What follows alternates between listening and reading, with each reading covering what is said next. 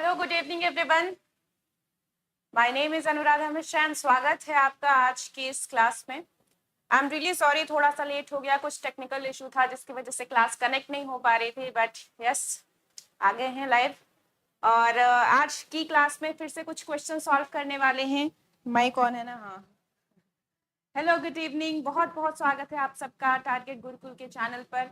आज की क्लास में एक बार फिर से हम कुछ क्वेश्चन सॉल्व करने वाले हैं, उन क्वेश्चंस के पीछे के कॉन्सेप्ट को समझने वाले हैं। और फिर से बता दूं, किसी भी एग्जाम में question as it is repeat नहीं होता है। जो चीज रिपीट होती है दैट इज कॉन्सेप्ट। तो कॉन्सेप्ट पे आपको ध्यान रखना है, क्वेश्चन का आंसर वैसे ही हो जाएगा। ओके, चलिए आप शुरू करते हैं। कल तो क्लास ही नहीं हुआ। I am really sorry Nikhil भाई, थोड़ी सी इमरजेंसी आ गई थी जिसकी वजह से मैं आ नहीं पाई थी क्लास लेने।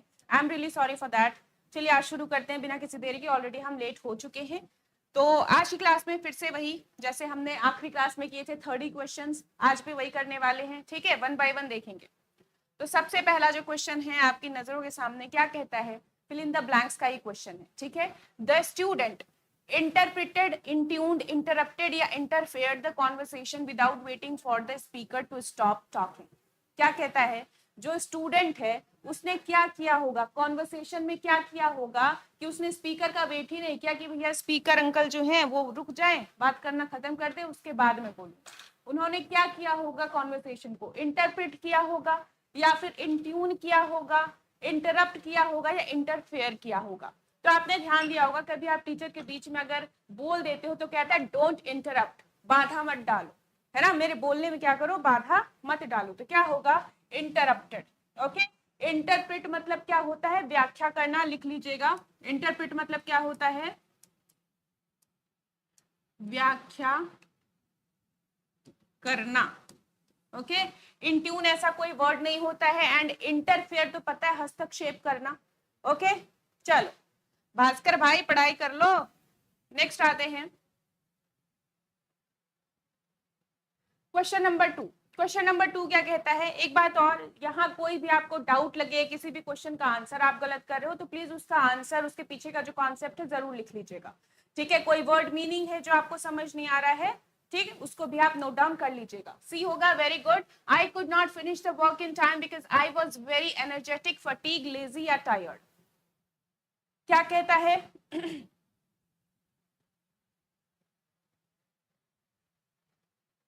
भाई जहां इंग्लिश आती है उसके लिए क्लास है।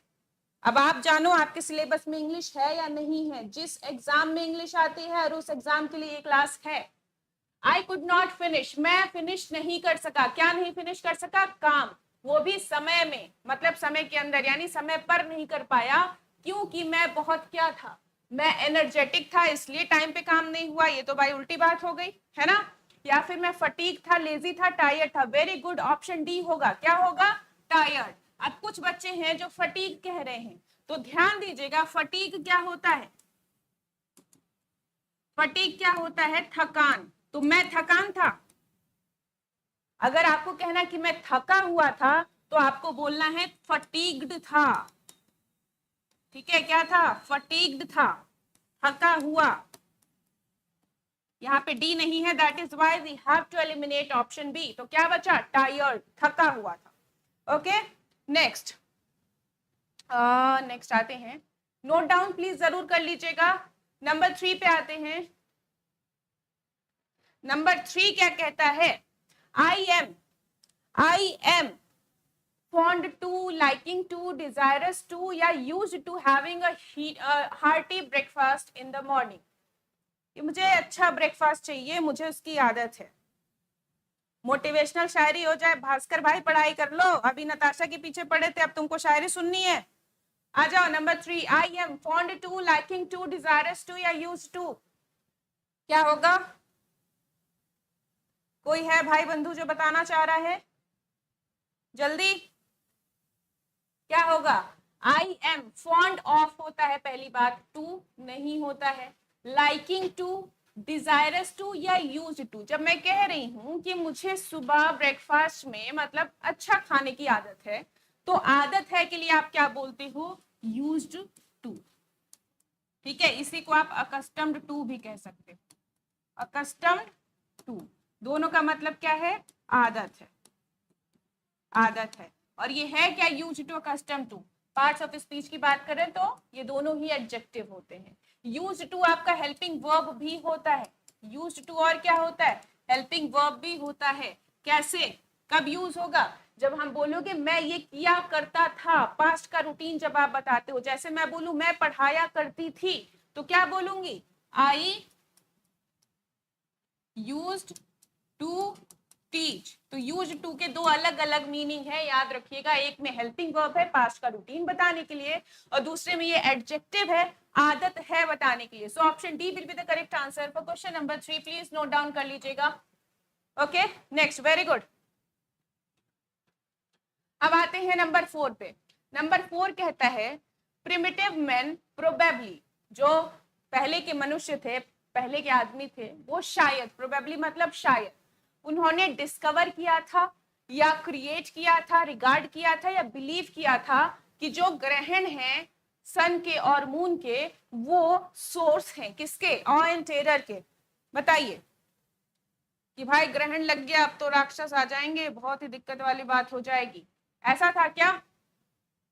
फिलहाल क्या कहता है, प्रिमिटिव मैन प्रोबेबली, वो क्या कर, उन्होंने खोज की थी इस बात की, खोज तो नहीं की थी, है ना, क्रिएट किया था, खुद ही क्रिएट कर दिया था क्या, ऐसा कुछ, ये भी नहीं हो जाता है, ठीक है।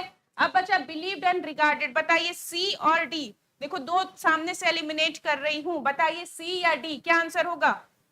ये बीकॉम के लिए भाई, अगर आपके एग्जाम में इंग्लिश आती है, आपके सिलेबस में इंग्लिश है, तो आंख बंद करके इस क्लास को कीजिए, मतलब लिटरली मत बंद कर लेना भाई, आंख बंद करना मतलब विश्वास करिए, ठीक है। नमस्ते माही, बहुत बहुत स्वागत है आज की इस क्लास में। बताइए क्या होगा, डी, डी बिलीव्ड। देखो प्राइम, जो प्रिमिटिव मैन थे वो शायद बिलीव करते थे, ठीक है, बिलीव्ड। अब किस बात पे बिलीव करते थे, क्या बिलीव करते थे, बताओ, यहाँ पे क्या है, समझिए, पूरा सेंटेंस का मीनिंग समझिए। रिगार्डेड मतलब क्या होता है, मानना, मानते थे, ठीक है, मैं ऐसे लिखती हूँ, मानते थे, ठीक है, क्या करते थे, मानते थे। और बिलीव्ड मतलब विश्वास करते थे, विश्वास करते थे। तो बताओ विश्वास करेंगे या मानेंगे?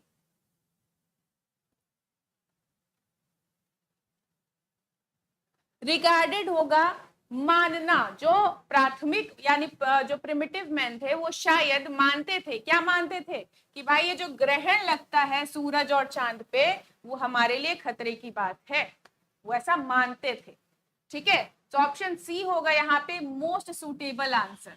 सी नहीं होता तो पक्का आप डी कर देते, लेकिन अगर दोनों एक साथ है तो रिगार्डेड वहां मोस्ट सुटेबल आंसर रहेगा आपका। नेक्स्ट आते हैं नंबर 4 पे।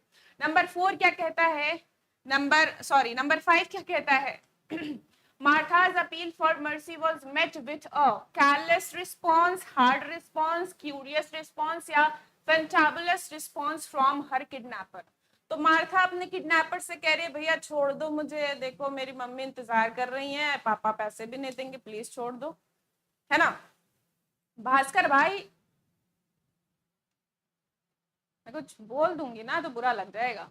नंबर 5, मार्था की जो अपील थी, ओके, तो उस पे जो किडनैपर है उसका रिस्पॉन्स कैसा होगा, बताइए, कैलस रिस्पॉन्स देगा, हार्ड रिस्पॉन्स देगा, क्यूरियस हो जाएगा, या फिर फंटाबुलस। फंटाबुलस आपको वो कैप की क्लास में पढ़ाया था, फंटाबुलस क्या होता है, फैंटास्टिक।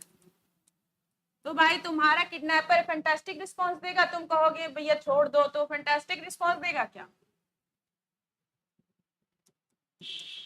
फैंस, अरे सॉरी गलत हो गया, ठीक है, फैंटाबुलस हो नहीं सकता, क्यूरियस रिस्पॉन्स कैसे देगा, और हार्ड रिस्पॉन्स कुछ होता नहीं है। कैलस मतलब बहुत ही रूड, ठीक है, कैलस क्या होता है, इसको भी मैंने वोकैब में पढ़ाया हुआ है, लिख लीजिए इसका मीनिंग क्या कहता है। कैलस मतलब होता है बहुत ही रूड या फिर इनडिफरेंट, यानी हमको फर्क ही नहीं पड़ता, तुम रोते गाते रहो, ठीक है, क्या हो जाएगा, रूड या इनडिफरेंट, मतलब उसको फर्क नहीं पड़ता। नेक्स्ट आते हैं नंबर 6 पे। नंबर 6 कहता है, समझिए, which has the correct spelling. Okay, correct spelling बतानी है आपको। 4 ऑप्शंस यहाँ दिए हुए हैं, अब बताइए क्या होगा। गुड इवनिंग अनुराज भाई, बहुत बहुत स्वागत है आज की इस क्लास में। आप सबका बहुत बहुत स्वागत है आज की इस क्लास में। जितने बच्चे अगर बैच वाले यहाँ बैठे हुए हैं तो आपकी जानकारी के लिए बता दूं, इसके बाद आपकी भी क्लास है, तो प्लीज भगिएगा नहीं। इधर 30 क्वेश्चन किया तो एहसान हो गया खुद पे, अब भग लेते हैं। चलो नंबर 6 क्या कहता है, ग्लिसरीन की सही स्पेलिंग बताइए। ग्लिसरीन की सही स्पेलिंग बताइए, क्या होगा, कैसे लिखते हैं ग्लिसरीन। सी, वेरी गुड, ग्लिसरीन। चल जा भाई, इधर है। कैसे लिखते हैं, ऐसे लिखते हैं, ग्लिसरीन। ठीक है, ग्लिसरीन आ रहे ये। ठीक है, glycerin, option C for question number 6। Very good, सबका आंसर सही है, बहुत अच्छे, वेरी गुड। नेक्स्ट आते हैं नंबर 7 पे। नंबर 7 क्या कहता है, नंबर 7 कहता है कॉन्स्पिकुअस। बताइए कॉन्स्पिकुअस, कई बार हमने इसकी बात की है। कॉन्स्पिकुअस कैसे लिखते हैं, कॉन्स्पिकुअस जो बहुत स्पष्ट है, कॉन्स्पिकुअस कैसे लिखेंगे। कॉन्स तो भाई लिख दिया कॉन्स, पी लिख दिया पी। अब कहीं कुछ एलिमिनेट हो रहा है क्या, कुछ नहीं एलिमिनेट हो रहा, सब सही है। इसके बाद कुअस, कुअस कर दिया कुअस। तो देख लो जहां पे ये कुअस लिखा हुआ, ये आंसर है। कहाँ लिखा है, ऑप्शन बी में, दैट्स योर आंसर 7th का। ठीक है, बी होगा, बी बी बी। अच्छा बैटरी तुम लोग बी बता रहे हो, ओके बहुत सही है भाई। Next number 8, inflorescence. Good morning, कौन गुड मॉर्निंग कर रहा है भाई। Number 8, inflorescence.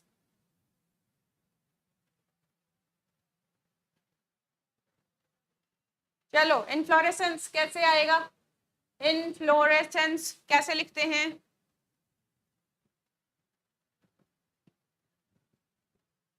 इनफ्लोरेसेंस कैसे लिखते हैं, ऑप्शन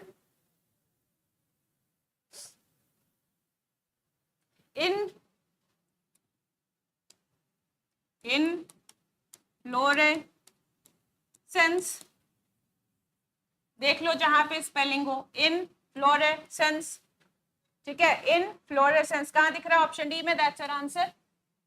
नेक्स्ट आते हैं नंबर 9 पे, डी। बस कुछ ही बच्चों का डी आ रहा है। चलो नंबर 9 क्या कहता है, अनकॉन्शियस कैसे लिखोगे, अनकॉन्शियस, अनकॉन्शियस बताइए। अनकॉन्शियस, तो अन के लिए तो लिख दिया भैया, अन अन कौन, अनकॉन तक है क्या, अच्छा हर जगह है। अरे दो स्पेलिंग सही तो नहीं, सेम तो नहीं है, अच्छा नहीं है, ठीक है। सी डी बी, अच्छा तुम लोग अभी पीछे चल रहे हो, बताइए क्या होगा, unconscious, D, very good, D होगा। ठीक है, अनकॉन्शियस, ठीक है, अनकॉन्शियस, अनकॉन्शियस ऑप्शन डी, ये होती है स्पेलिंग। नेक्स्ट आते हैं नंबर 10 पे। नंबर 10 क्या कहता है, नंबर 10 कहता है विसिसिट्यूड, क्या होगी स्पेलिंग, विसिसिट्यूड। इसका मतलब होता है कि वेरिएशन हो जाए किसी भी चीज में, आपके बिहेवियर में, आपके सिचुएशंस में, आपके सर्कमस्टांसेस में अगर वेरिएशन आ जाए यानी चेंज आ जाए, उसे आप बोलते हो vicissitude. But what is spelling, लिख लीजिएगा, ये बहुत ही अच्छा शब्द है। ठीक है, इसको जरूर लिखिएगा, स्पेलिंग के साथ लिखिएगा। Option A is the correct answer for question number 10।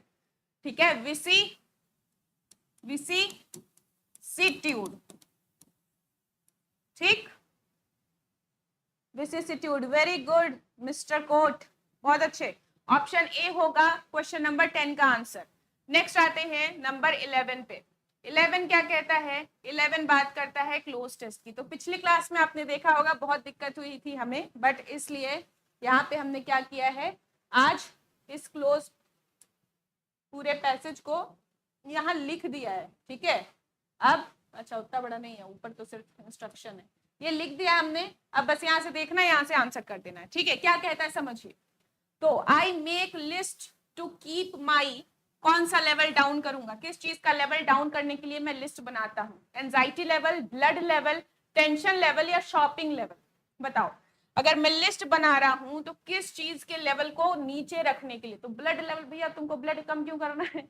ठीक है, एंजाइटी लेवल नीचे करना है, इसलिए मैं क्या करता हूं? लिस्ट बना लेता हूं। I make list to keep my anxiety level down. Okay, if I write down 15 things to be done. अब आगे क्या कहता है, आइए देखते हैं, समझिएगा। नंबर 12 क्या कहता है?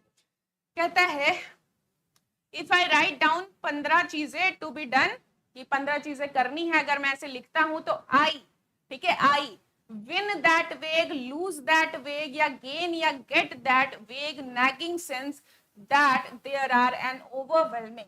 तो बताइए, अगर मैं 15 चीजें अपना शेड्यूल लिख लूंगा कि दिन भर में मुझे करना क्या है, तो दिन भर मुझे क्लैरिटी रहेगी कि क्या करना है। ये नहीं कि उठ गए हैं सो के अब पता ही नहीं क्या करना है, बैठे हुए हैं, राइट? तो क्या होगा, अब ये जो वेग, वेग यानी अनक्लियर चीज जो है, ठीक है, नैगिंग सेंस कि अब करना क्या है, वो चीज चली जाएगी ना, और अगर जाएगी तो हम क्या लिखेंगे? लूज के लिए, है ना? विन, गेन, गेट, ये सब पॉजिटिव आपके वर्ड्स हैं, ठीक है। हमें क्या करना है?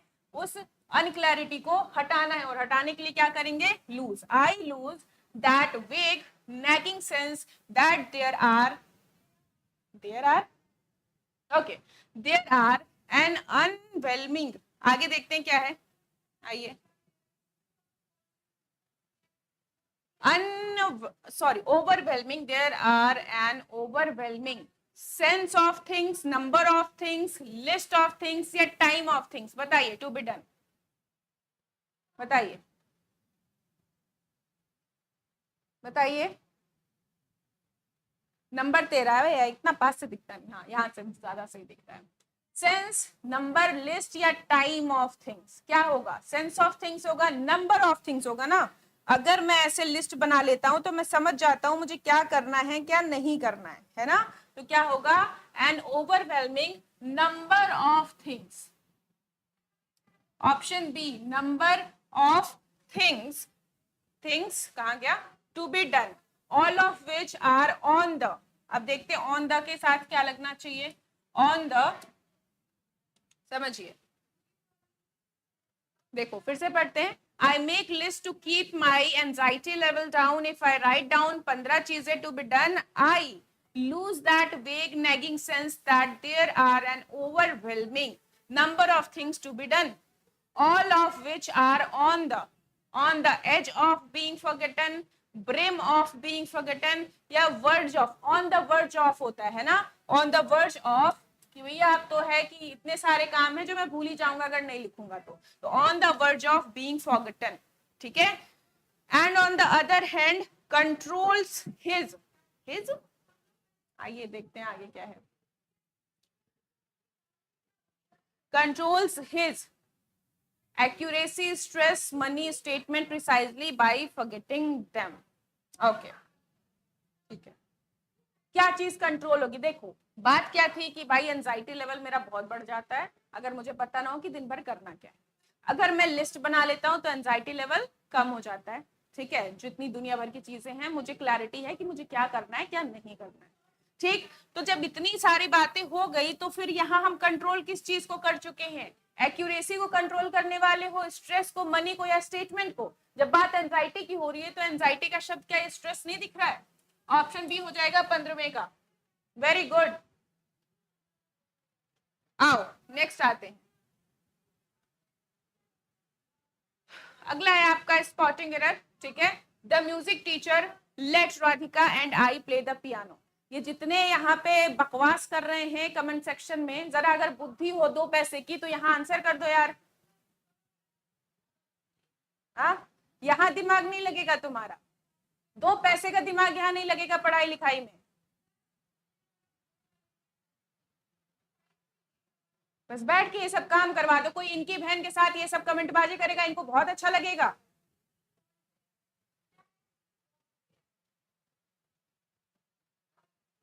ये युवा हैं इस देश के। चलो इधर आओ, बताओ क्या होगा answer. The music teacher let Radhika and I play the piano. BCA के लिए भी है सचिन भाई, अगर आपके सिलेबस में इंग्लिश मेंशन्ड है तो फिर बिल्कुल है।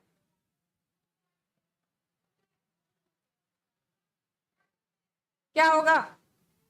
The music teacher let Radhika and I play the piano. Subject क्या है? Music teacher. ठीक है, अब यहाँ पे आती है आपकी बेसिक स्ट्रक्चर। क्या होता है सेंटेंस का? Subject plus helping verb plus main verb plus object.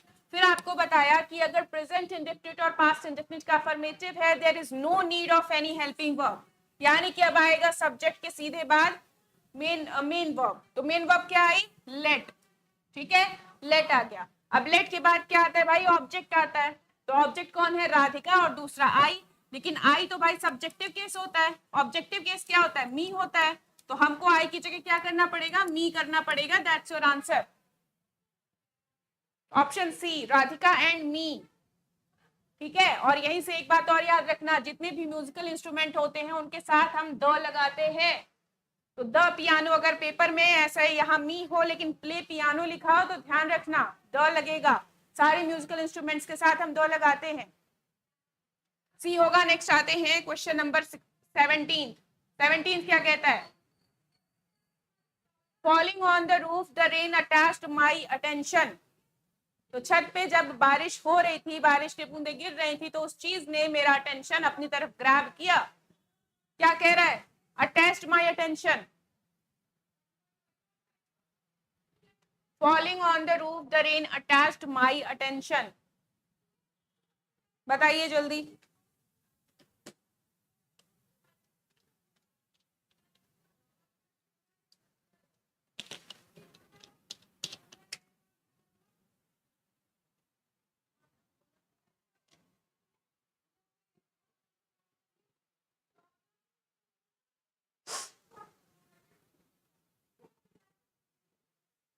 D, my attention. My attention में क्या दिक्कत है?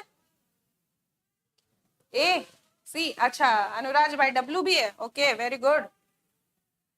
अटैच माई अटेंशन नहीं होता है।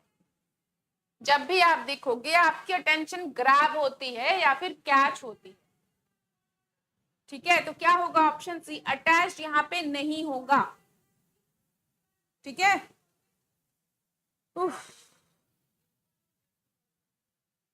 ठीक है, चाहे आप क्या कर दो, चाहे यहाँ पे ग्रैब्ड अटेंशन कर दो,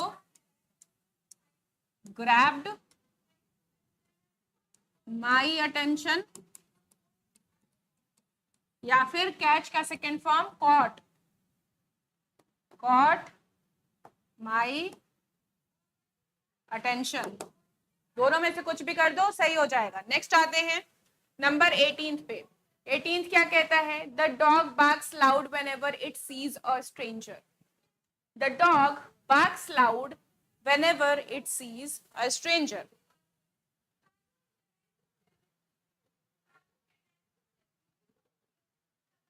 अट्रैक्ट नहीं खुशी, अट्रैक्ट की स्पेलिंग गलत है आपकी, गलत है स्पेलिंग। अट्रैक्ट की स्पेलिंग सही थी, बिल्कुल सही थी। बताइए क्या होगा?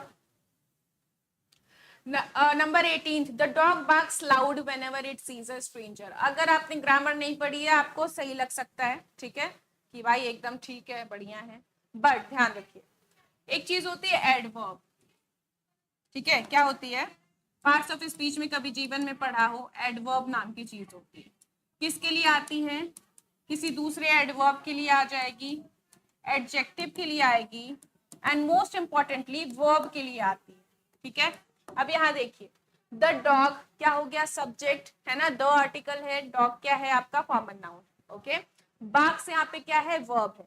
लाउड क्या है? लाउड क्या कर रहा है? भौंक रहा है। ठीक है, यानी वर्ब के लिए जो चीज आएगी क्या वो एडवर्ब होनी चाहिए? और अगर एडवर्ब होनी चाहिए तो लाउड का एडवर्ब क्या होता है? लाउडली होता है ना, लाउडली होता है। तो आप क्या कर देंगे? इसी लाउड की जगह लाउडली लिख देंगे, आपका आंसर आ जाएगा। ठीक है, option B for question number 18। Very good Kusum. कोई बात नहीं अनुराज भाई, हो जाती है गलतियां। नंबर 19 पे आते हैं। नंबर 19 क्या कहता है समझिएगा। She is more older to her sister, she is more older to her sister, she is more older to her sister. आइए कॉन्सेप्ट बताती हूँ। कॉन्सेप्ट क्या है?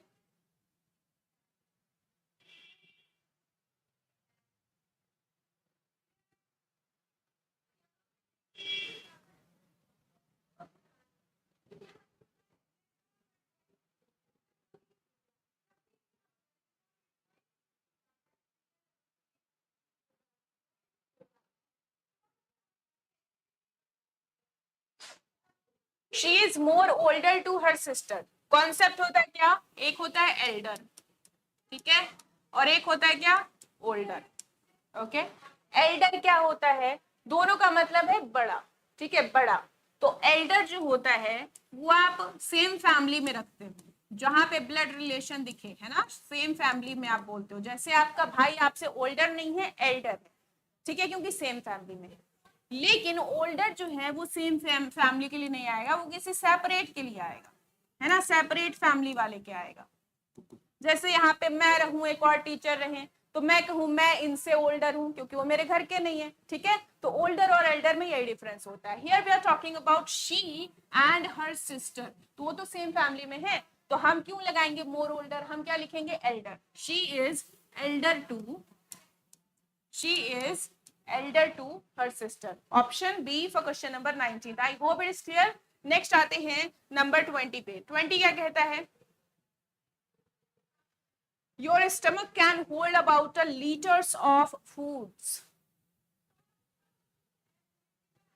बताइए। Your stomach can hold about a liters of foods. मोर के साथ older नहीं लगता है। ओके, आधी बात आपने ठीक कर दी, लेकिन ओल्डर भी वहां पे जस्टिफाई नहीं हो रहा था, ठीक है। आइए, your stomach can hold about a litre of foods, क्या होगा? योर स्टमक, आपका पेट कर सकता है, क्या कर सकता है? होल्ड कर सकता है कितना? About a litre of foods. क्या होगा? Foods, about a litre of food होगा ना, फूड्स थोड़ी होगा। क्या होगा? Food.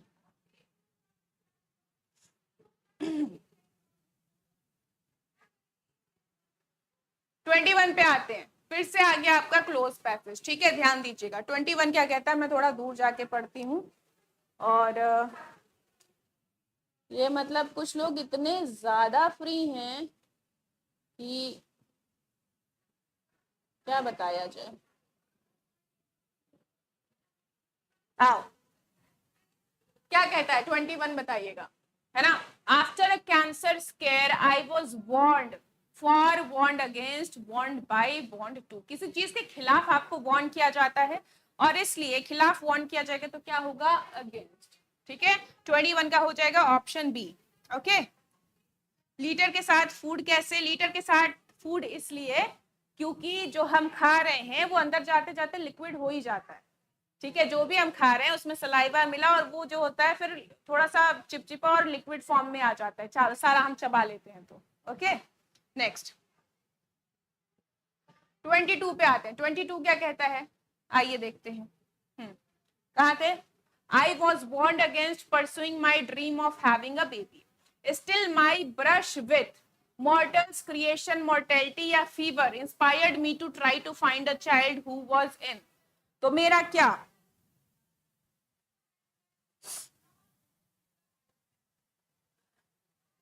still my brush with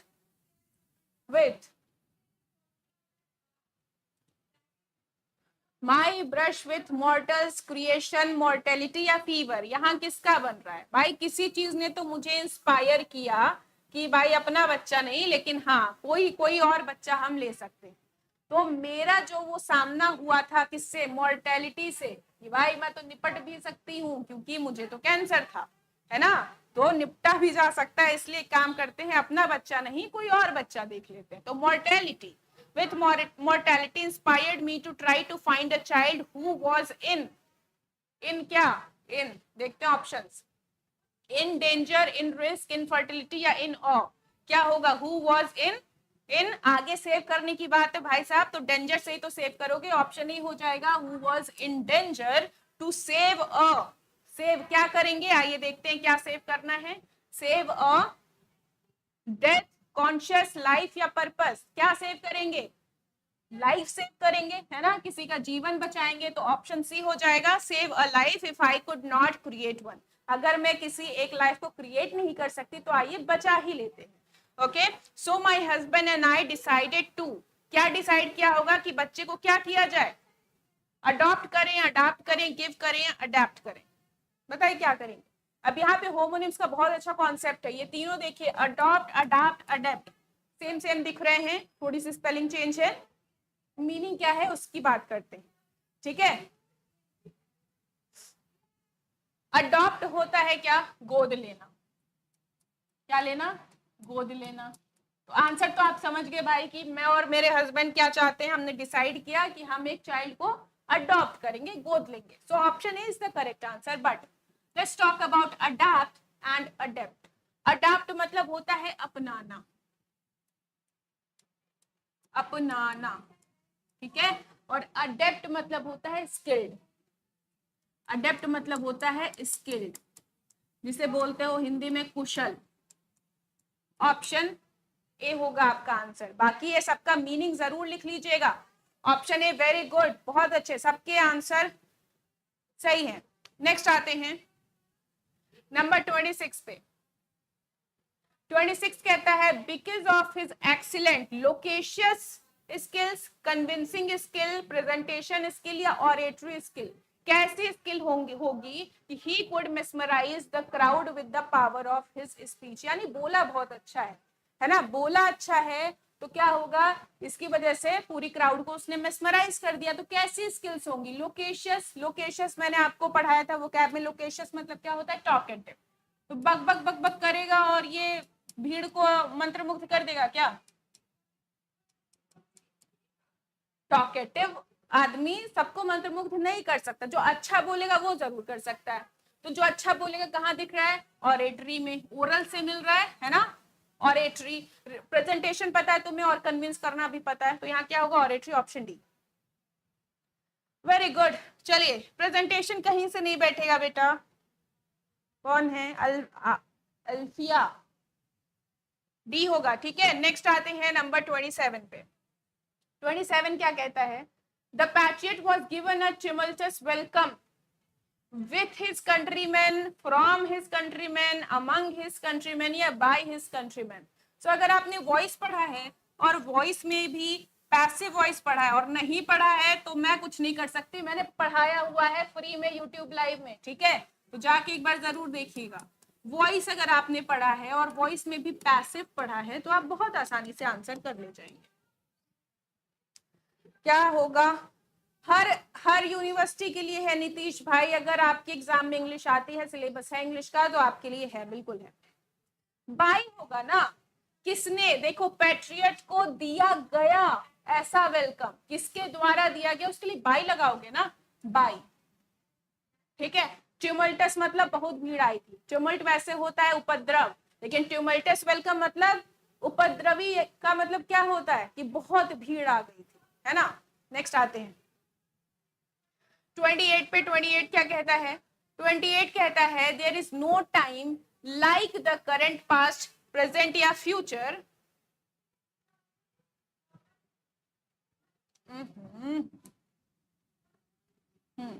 बताइए। There is no time like the current, past, present, future to start thinking about owning a house, इससे बढ़िया समय हो ही नहीं सकता। इससे बढ़िया समय मतलब क्या, अभी जो प्रेजेंट में चल रहा है, ठीक है, तो प्रेजेंट से बढ़िया समय नहीं हो सकता एक घर ओन करने का, सोचने के मतलब वो सोचने का, सॉरी, है ना, कि आप सोचना शुरू करो कि मेरे पास भी एक घर होना चाहिए, तो अभी से सोचना शुरू करो तब तो तुम घर खरीदोगे, ऐसा लिखा हुआ है। आइए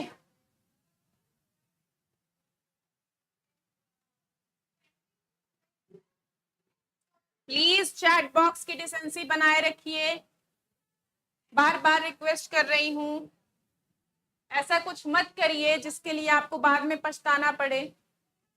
ओके, अगला क्या कहता है, नंबर 29, प्रैक्टिस विल फाइनली पे इट्स डिविडेंड्स इवेंचुअली, सूनर या लेटर, क्या होगा, अगर आप अभ्यास करते हैं, प्रैक्टिस करते हैं, तो वो अंततः आपको लाभ पहुंचाएगा। पेड्स डिविडेंड्स मतलब आखिरी में आपको क्या करेगा, फायदा देगा। तो अंततः के लिए आप क्या लिखते हो, इवेंचुअली। अंततः मतलब अंततः, आखिरी में, ठीक है, आपको फायदा जरूर देगा। Okay, next. अगर तुम्हें बेटा ये नहीं पता चल रहा है कि ये एग्रीकल्चर की क्लास है या इंग्लिश की क्लास है, तो फिर भाई रहने दो, कोई जरूरत नहीं है आगे यूनिवर्सिटी का सोचने की, ठीक है। नंबर 30 क्या कहता है, when certain kinds of monkeys are domesticated, pet, beaten या flattered, they act just like human beings। ठीक है, आपने बहुत सारे ऐसे वीडियोस, रील्स, शॉर्ट्स देखे होंगे जिसमें एक बंदर का छोटा बच्चा जिसे बिल्कुल इंसान के जैसे पाला जाता है और फिर वो इंसानों की तरह काम भी करता है, जैसे कि वो डाइनिंग टेबल पे बैठ के खाना खाता है ना, उनकी तरह वो बाथटब में लेट के नहा रहा है ना। तो हम क्या करेंगे, ऐसे अगर सर्टेन काइंड्स ऑफ मंकीज को क्या करें, अगर हम पालें अपने घर में, और पालने को क्या कहते हैं, डोमेस्टिकेट करना, है ना, डोमेस्टिकेट किया जाए तो वो बिल्कुल इंसानों की तरह ही फंक्शन करने लगते हैं। So these were the 30 questions that we had to talk about in today's class. I hope clear हुए हैं। जो पढ़ने वाले बच्चे हैं सिर्फ उन्हीं के लिए क्लास थी, और जो बकवास करने आए तो भाई उनके लिए टाइम पास करने के लिए दुनिया भर की हर जमीन खाली पड़ी हुई है, ठीक है, वो कर सकते हैं। जिनको अपना समय बर्बाद करना है करते रहें। पढ़ने वाले जितने बच्चे हैं, आई होप आपको समझ आया है। और अगर कोई दिक्कत है, कोई डाउट है, तो प्लीज उसको कमेंट सेक्शन में जरूर लिख दिया कीजिए, आपका फीडबैक बहुत इंपॉर्टेंट होता है। ओके, चलो फिर आज के लिए इतना ही रहेगा, आज के लिए इतना रहेगा। मैं चलती हूँ, tata bye bye, take care, ध्यान रखो, पढ़ते लिखते रहो, एंड जय हिंद।